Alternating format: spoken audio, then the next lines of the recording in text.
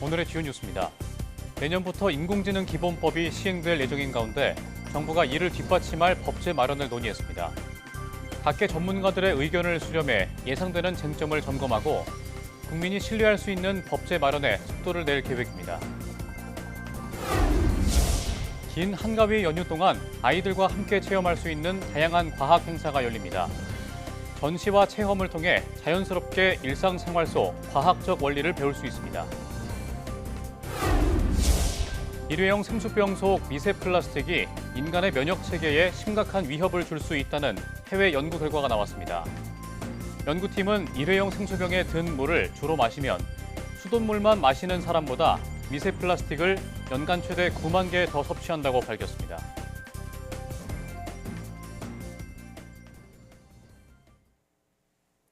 여러분 안녕하십니까? 사이언스 투데이 시작합니다.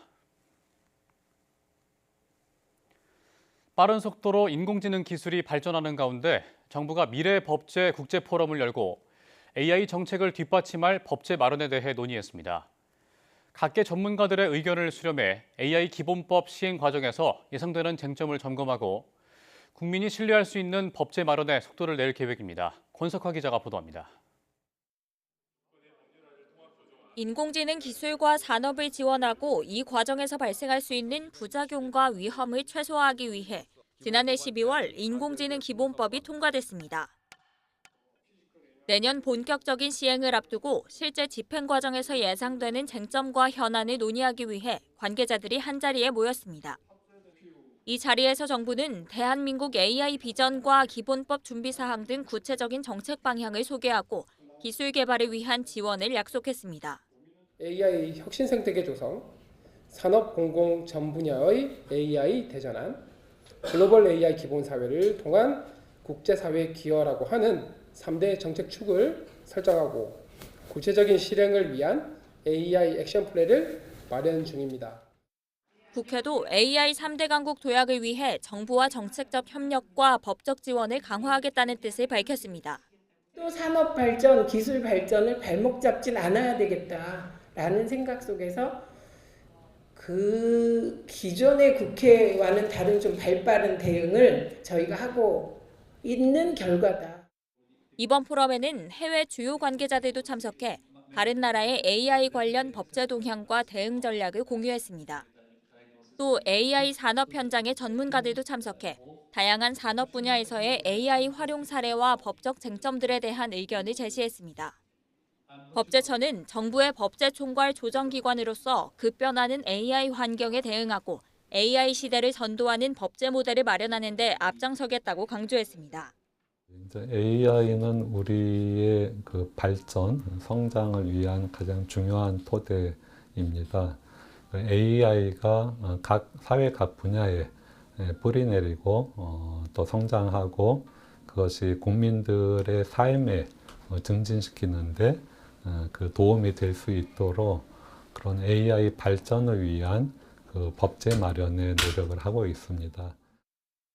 정부는 AI 기본법 시행을 앞두고 현장과 전문가 의견을 반영해 국민이 신뢰할 수 있는 AI 법제 마련에 속도를 낼 계획입니다.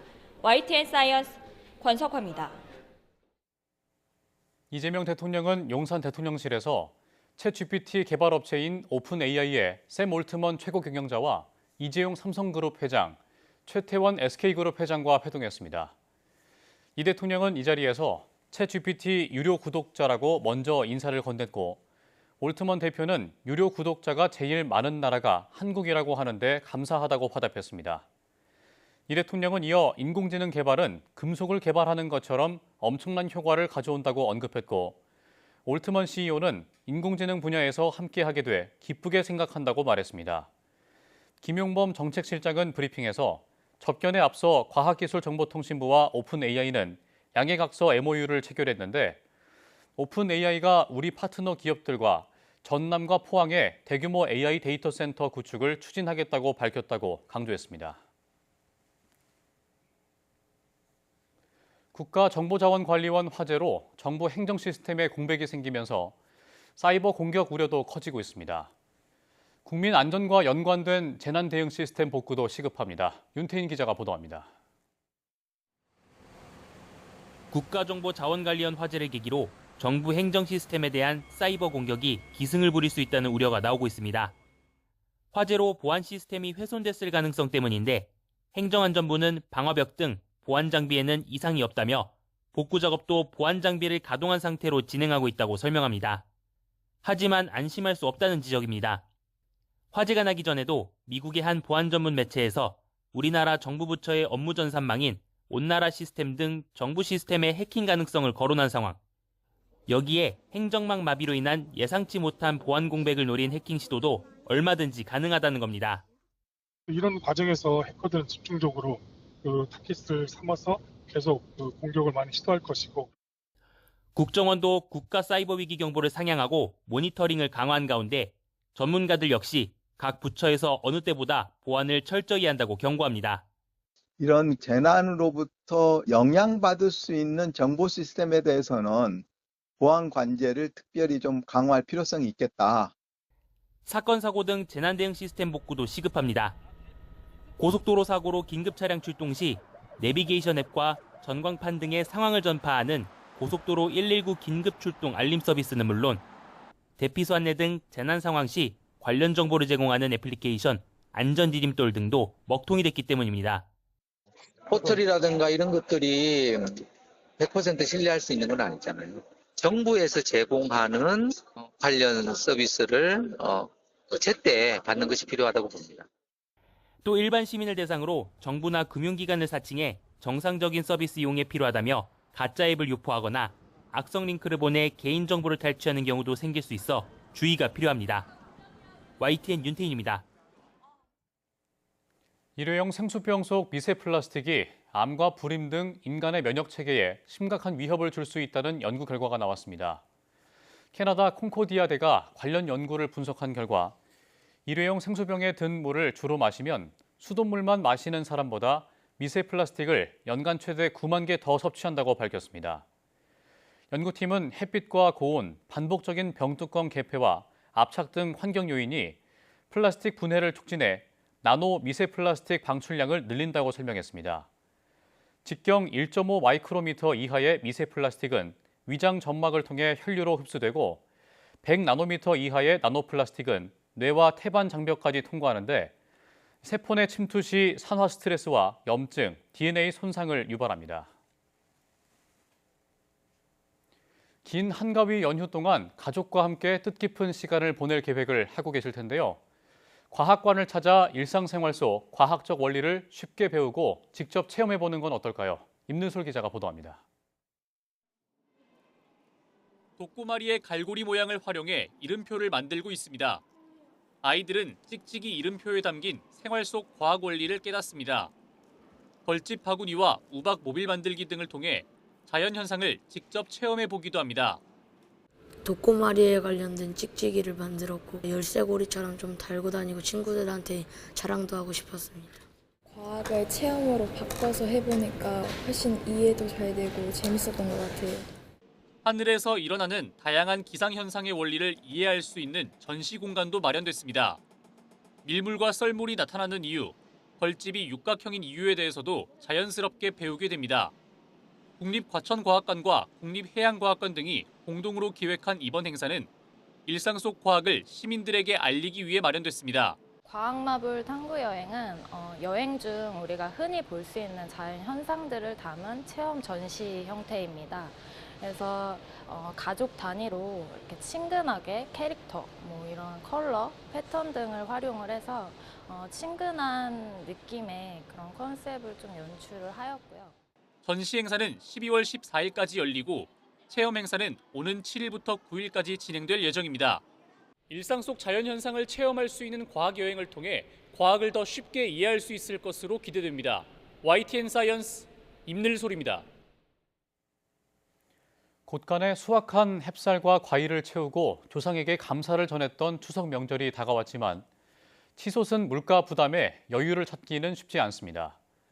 특히 쌀 가격이 1년 만에 30% 넘게 뛰면서 송편 등 떡값까지 잇따라 요동치고 있습니다. 박기원 기자가 취재했습니다. 추석 연휴를 앞둔 서울 종로구의 한 유명 떡집. 형형색색의 송편과 꿀떡을 사려는 단골들의 발길은 예전과 같이 이어졌지만 떡 가격은 달라졌습니다. 1년 전보다 적은 양으로 포장된 떡값은 500원씩, 인절미 한 마리 가격은 10,000원씩 올랐습니다. 그전에는 100이만 거 10,000원 했어요. 근데 지금 뭐 양은 줄고 값은 곱.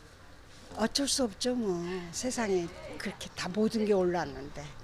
바로 쌀값 때문입니다. 송편의 주재료인 쌀 가격은 1년 전보다 30% 넘게 올랐고 인절미에 사용되는 찹쌀의 경우 1년 전보다 60% 넘게 가격이 치솟으면서 추석 장바구니 물가 부담을 키우고 있습니다. 9월까지 이어진 장마에 햅쌀 출하가 늦어진 영향이 컸습니다. 9월에 비가 좀 많았거든요. 그래서 이제 수확이 좀 지연이 되다 보니까 조금 아직까지는 좀 재고가 부족한 상황이 계속 이어지고 있는 것 같고 10월에 중망생종 신곡이 본격적으로 출하가 되고 나면 여기에 부쩍 오른 인건비와 견과류 같은 부재료까지 가격 인상을 부추기면서 떡집들의 고민도 깊어지고 있습니다. 추석에는 다 같이 더불어 먹는다 항상 생각하시기 때문에 저희는 송편값은 항상 같아요. 예전에 뭐 10,000원을 팔면 뭐 한 2,000원 남았다 치면 지금은 1,500원도 안 남아요. 정부가 양곡 5만 톤을 공급하는 등 가격 완화 노력에 나섰지만 고공행진하는 쌀값은 대표적인 명절 먹거리 떡값에까지 영향을 미치고 있습니다. YTN 박견입니다. 롯데월드타워가 추석을 맞아 5일부터 7일까지 외벽 미디어 파사드에 달토끼 콘텐츠를 선보입니다. 롯데물산은 노란 보름달을 배경으로 2마리의 달토끼가 방아를 찢는 모습을 롯데타워 외벽에 연출해 한가위의 풍요로움을 전할 예정이라고 밝혔습니다. 달토끼는 오후 6시 반부터 10시까지 매 정각부터 15분 단위로 10분씩 송출됩니다. 또 타워 꼭대기에 매시 10분부터 15분 단위로 보름달을 상징하는 노란 빛을 연출할 계획입니다.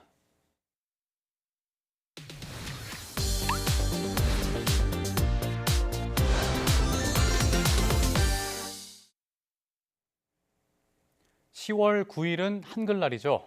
요즘에는 한류의 확산으로 한글에 대한 국제적 관심도 증가하고 또 순수 한글로 이름을 짓는 사례도 늘고 있는데요. 이번 시간에는 한글 성명학회 예지연 회장과 함께 한글 이름의 우수성에 대해서 살펴보겠습니다. 어서 오십시오. 다음 주면 한글날인데 우리 한글의 과학적 우수성에 대해서 먼저 정리를 한번 해주시죠. 네. 예. 첫째는 이 한글의 자음은요. 목화토금수의 오행으로 이루어진 이 발음기관의 입모양을 본떠서 만든 세계 유일무이한 소리 글자예요. 그래서 어떤 소리든 간에요. 하다못해 으태워도 이 문자 표기가 가능해요. 그리고 둘째는 천지인, 이 원리의 모음입니다. 그리고 셋째는요. 체계적인 조합 구조로 이루어진 문자고요. 넷째는 표음 문자인 소리 글자로서의 장점입니다. 다섯째는요. 디지털 환경에 최적화된 문자라 현대적 가치를 지니고 있습니다. 이러한 과학적인 우수성을 갖고 있는 우리 한글에 한 가지를 더 추가한다면요. 전 세계에 하나밖에 없는 소리 글자가 한글입니다. 그런데 그 소리에 오행의 파동 에너지가 숨어 있는데요. 이러한 오행의 원리를 사주 푸는 방식에 접목하여 연구된 성명학이 바로 한글 구성 성명학입니다. 예. 그래서 저는요. 이름만 봐도 그 사람이 그동안 어떻게 살아왔는지 거의 예단할 수가 있거든요. 예를 들어서 이름 안에 남편 떡이 없다고 하면은요. 그대로 남편과 이혼을 한다거나 아니면 그 남편이 정말 지긋지긋하게 속을 썩이는 현상이 일어나거든요. 예. 그래서 여러분들이 어떻게 이름만 가지고 그렇게 음세를 알 수 있어?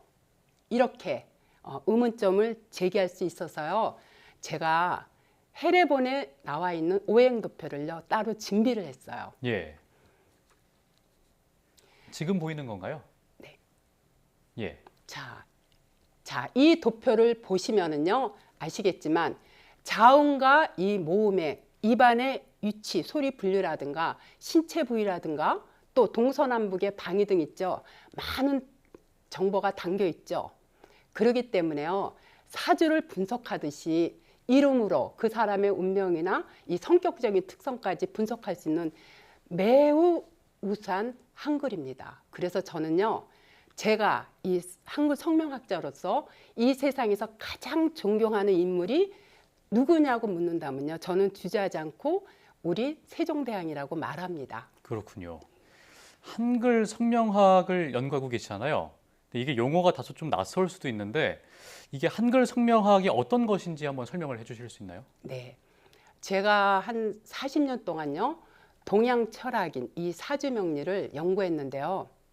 이 사주팔자를 연구하다 보니까요. 운명에 대해서 제가 솔직히 반감이 느껴졌어요. 태어나는 것은 내 의지대로 된 것이 아니잖아요. 그렇죠? 예. 자, 우리 부모가 솔직히 나한테 너 태어날래? 이렇게 묻고 나를 이 세상에 태어난 게 한 게 아니잖아요. 제가 이 사주명리학을 꽤 오랫동안 아주 심도 있게 연구를 했는데요. 연구하다 보니까 결론은 타고난 사주대로 산다는 점입니다. 그러니까 어떻게 보면 너무 억울한 생각이 드는 거예요. 누구는 그야말로 삼성의 이재용 회장처럼요. 재벌가의 아들로 태어나서 평생 동안 고생이 뭔지도 모르고 사는 사람이 있는가 하면요. 어떤 이들은요. 진짜 치질이도 가난한 집안에 태어나서 고생만 하다 사는 것에 솔직히요. 의문이 생겼어요. 그래서 연구한 것이 한글 성명학입니다. 이 타고난 사주팔자야 신의 영역이기 때문에 우리가 바꿀 수가 없어요. 그렇다면 이름을 통해 얼마든지 운을 개원해 줄 수 있지 않을까 고민하다 연구한 것이 바로 한글 성명학입니다. 예. 그래서 또 여러 가지 또 연구들을 많이 하고 계시는 것 같은데. 네. 예. 그래서 제가 이름을 줄여 이 옷의 비유를 많이 해요. 예. 나라는 사람이 일단 태어나면요. 운명을 바꿀 수는 없지만요. 다시 말해 내가 가난한 사주로 태어났다고 하면은요. 그대로 평생을 부지런히 노력하고 산다 해도요. 궁핍하게 살아갈 수밖에 없어요. 그러니까 늘 남루한 옷을 입고 살 수밖에 없는데 그러면 그대로 사람들이 나를 어떻게 봐요? 그냥 가난한 사람으로 취급을 해요. 그렇지만요. 내가 옷이라도 이 명품 옷을 입고 있으면요. 남들이 나를 가난한 사람으로 볼까요? 이게 바로 이름입니다. 태어난 내 사주에 그야말로 이름이라도 좋게 지으면 남들이 나를 거지 취급하지 않는다는 사실입니다. 그렇다고요. 좋은 이름을 갖는다고 거지 사주가 부자가 될 수 있을까요? 아닙니다. 그렇지만 비록 거지 사주라도요. 이름이 좋으면 최소한 남한테 돈을 빌려 다니는 정도는 안 된다는 거죠. 예. 이름을 옷에 비유하신 게 좀 신선했는데 이름이 정말 말씀하신 대로 한 개인의 정체성을 또 좌지우지할 수 있는 아주 중요한 부분이라고 생각이 듭니다. 그래서 이름이 단순한 호칭이 아니라 삶을 움직이는 파동의 언어다 이런 말씀을 하신 적이 있는데 파동의 언어라는 게 정확하게 어떤 뜻인가요? 제가 파동의 언어라고 말한 것은요. 소리에는요. 파동의 에너지가 있어요. 즉 사람마다 저 사람은 망할 거야. 저 사람은 망할 거야 하면 망하고요. 저 사람은 성공할 거야. 성공할 거야 하면은 반드시 성공을 하거든요. 그래서 옛날부터요. 어르신들이 입조심하라고 한 이유도 바로 여기에 있는 거예요. 자, 왜 그러냐 하면은요. 한글의 자음과 모음에는요. 각각의 오행이 담겨 있기 때문에 말하는 대로 이 소리의 이 에너지가요. 당사자의 운명에 직접적인 영향을 미치기 때문에요. 제가 파동의 언어라고 표현한 겁니다. 그렇군요. 최근에는 또 한글 이름을 짓는 사람들이 많잖아요. 그래서 이런 배경이 어떤 것인지 어떻게 보시는지도 궁금하고 또 한글 이름이 어떤 점에서 좀 의미가 있다고 보시는지도 궁금합니다. 실제로 이름을 개명하고 이 달라진 사람들이요. 그 이유가 궁금하다 보니까 한글 성명학을 배우게 된 것이고요. 또 공부하면서 주변에 가까운 사람들 있잖아. 이름을 풀어보니까 정말 이름대로 사는 것을 직접 확인한 거예요.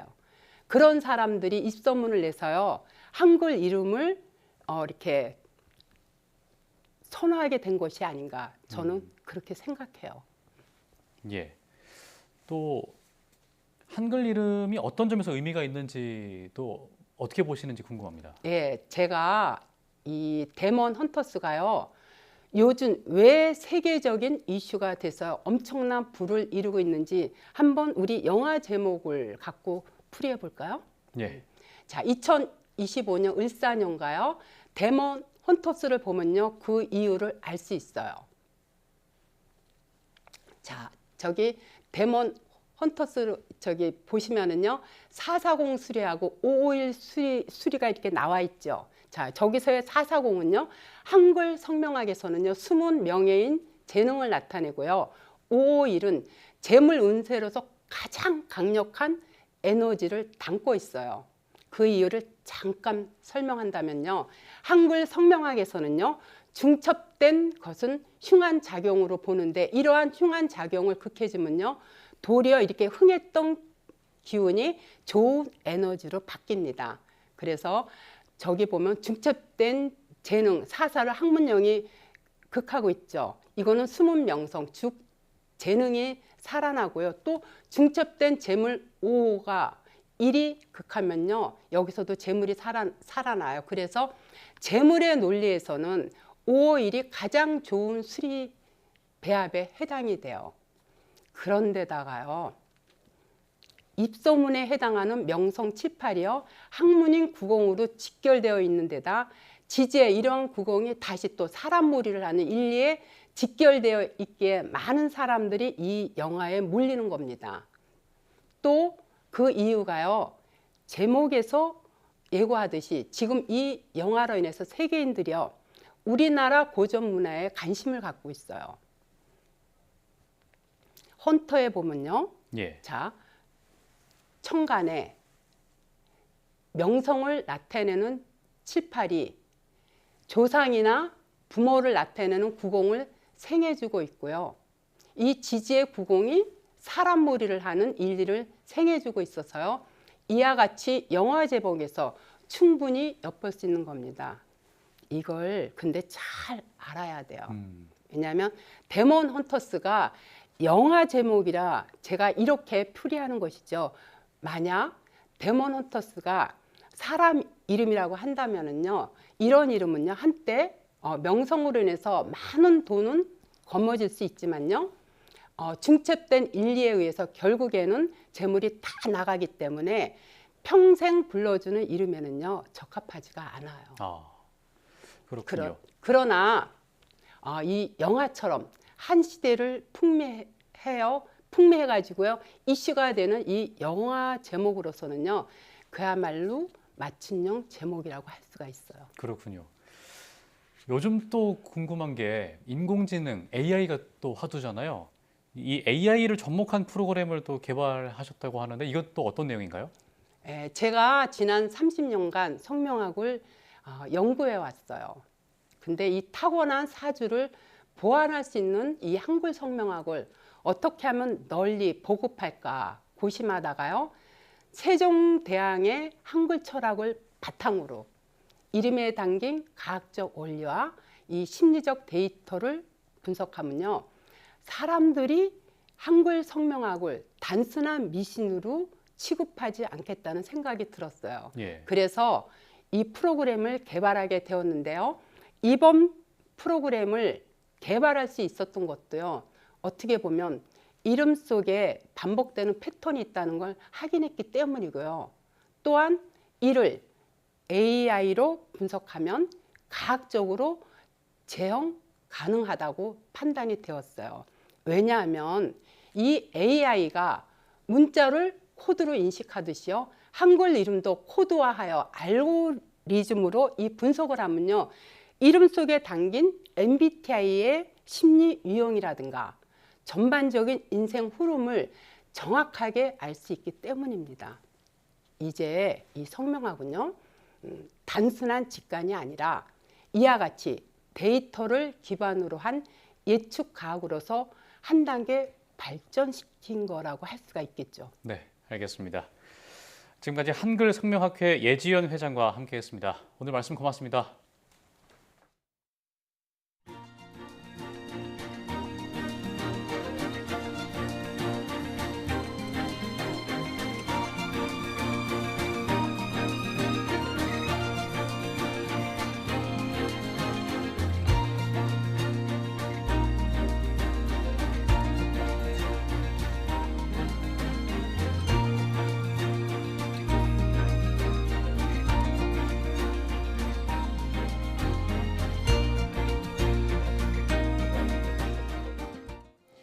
긴 추석 황금 연휴가 시작됩니다.